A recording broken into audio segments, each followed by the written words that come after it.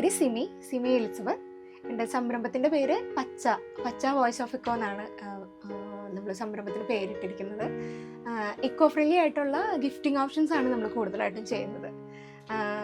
അതായത് ഈ റിട്ടേൺ ഗിഫ്റ്റുകൾ എന്ന് പറഞ്ഞു കഴിഞ്ഞാൽ കല്യാണത്തിന്, baptism, first holy communion, corporate gifting, ഇതിനൊക്കെ എന്ത് ഫംഗ്ഷൻ കഴിഞ്ഞാലും കൊടുക്കുന്ന ഒരു ഗിഫ്റ്റ് ഉണ്ടല്ലോ, നമ്മൾ വന്ന ആൾക്കാർക്ക് താങ്ക്സ് ഗിവിംഗ് ആയിട്ട് കൊടുക്കുന്ന റിട്ടേൺ ഗിഫ്റ്റുകളാണ് നമ്മൾ മെയിനായിട്ട് ചെയ്യുന്നത്.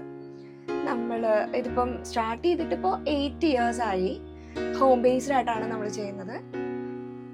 നമുക്ക് കൂടുതലായിട്ടും ഓർഡേഴ്സ് കിട്ടുന്നത് മൗത്ത് പബ്ലിസിറ്റി ആണ്. നമ്മൾ ഇത്രയും നാളായത് കാരണം ഒരാൾ ഇപ്പോൾ കഴിഞ്ഞ പ്രാവശ്യം ചെയ്ത ആൾക്കാരുടെ കസിൻസിൻ്റെയോ അല്ലെങ്കിൽ ഫ്രണ്ട്സിൻ്റെയോ ഒക്കെ പ്രോഗ്രാം വരുമ്പോൾ അവർ നമ്മളെ റെഫർ ചെയ്യും. പിന്നെ അടുത്ത ഒരു ഇതുള്ളത് ഇൻസ്റ്റാഗ്രാം, ഫേസ്ബുക്ക്, അതായത് സോഷ്യൽ മീഡിയകൾ വഴിയാണ് പിന്നെ വേറെ കൂടുതലും നമുക്ക് ഓർഡേഴ്സ് വരുന്നത്. നമ്മൾ മാക്സിമം പ്ലാസ്റ്റിക് ഇല്ലാത്ത ഐറ്റംസ് വെച്ചിട്ടാണ് കൂടുതലും ചെയ്യുന്നത്.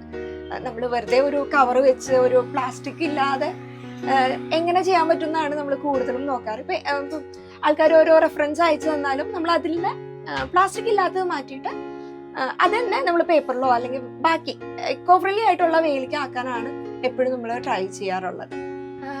നമുക്ക് ആക്ച്വലി 15 രൂപ തൊട്ട് തുടങ്ങുന്ന റിട്ടേൺ ഗിഫ്റ്റുകളുണ്ട്. അതായത് കസ്റ്റമൈസ്ഡ് ആണ് നമ്മളെല്ലാം ചെയ്യുന്നത്. കസ്റ്റമൈസ്ഡ് ആയിട്ടുള്ള ഐറ്റംസ് ആണ് എല്ലാം ചെയ്യുന്നത്. അത് നമുക്ക് 15 രൂപ തൊട്ട് 2000, 3000, 4000 രൂപ വരെയുള്ള ഹാമ്പേഴ്സ് വരെ നമ്മൾ ചെയ്യുന്നുണ്ട്. പക്ഷെ എല്ലാം റിട്ടേൺ ഗിഫ്റ്റുകളാണെന്ന് മാത്രം. അതിൽ നമുക്ക് ഈ 15 രൂപ തൊട്ട് തുടങ്ങുന്ന കാരണം നമുക്ക് എല്ലാ വെറൈറ്റി ഐറ്റംസും നമ്മുടെ കയ്യിലുണ്ടാവും. പ്ലാസ്റ്റിക് ഫ്രീ ആയിട്ട് ഇക്കോ ഫ്രീ ആയിട്ടുള്ള ഐറ്റംസ്. ഇപ്പം 15 രൂപ എന്ന് പറയുമ്പോൾ നമുക്ക് പേപ്പർ പെന്നാണ് വരുന്നത്. അത് കസ്റ്റമൈസ്ഡ് ആയിരിക്കും. അതിൻ്റെ കൂടെ ഒരു ടാഗ് വരുന്നുണ്ട്. പിന്നെ നമുക്ക് കുറച്ചും കൂടെ വലിയ കാർഡ് വരുന്ന ടൈപ്പ് വരുന്നുണ്ട്. കാൻഡിൽസ് വരുന്നുണ്ട്. സീഡ് പൗച്ചുകൾ വരുന്നുണ്ട്. അത് തന്നെ സീഡ് പൗച്ച് എന്ന് പറഞ്ഞു കഴിഞ്ഞാൽ മരത്തിൻ്റെ സീഡുകൾ, വെജിറ്റബിൾ സീഡുകൾ, ഫ്ലവറിൻ്റെ സീഡുകൾ, അങ്ങനത്തെ കസ്റ്റമൈസ്ഡ് പൗച്ചുകളുള്ള സീഡുകൾ നമ്മൾ പൗച്ചായിട്ട് കൊടുക്കുന്നുണ്ട്. അപ്പം ഒരു ഫംഗ്ഷൻ ഒരാൾ വന്ന് പോകുമ്പം അവർ നമുക്കൊരു ഭൂമിയിലേക്ക് വേണ്ടിയിട്ട് ഒരു മരം കൊടുക്കുന്നു എന്നുള്ളൊരു കൺസെപ്റ്റ്.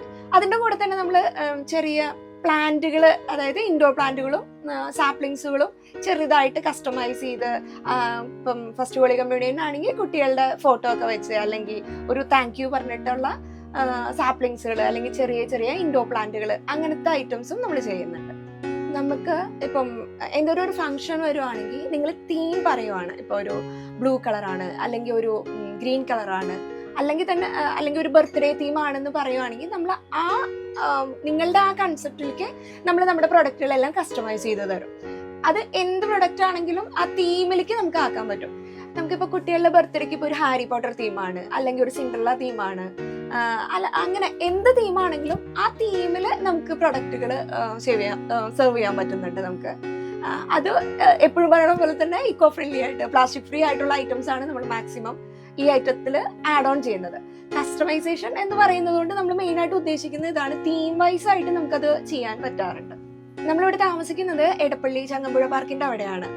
ഞാൻ ഇത് വീട്ടിലിരുന്ന് ചെയ്യുന്നതാണ്. അതായത് എൻ്റെ കംഫർട്ട് സോണിൽ ഇരുന്നിട്ടാണ് ഞാനിത് ചെയ്യുന്നത്. 8 കൊല്ലമായിട്ട് എനിക്കിത് ചെയ്യാൻ പറ്റുന്നുണ്ട്.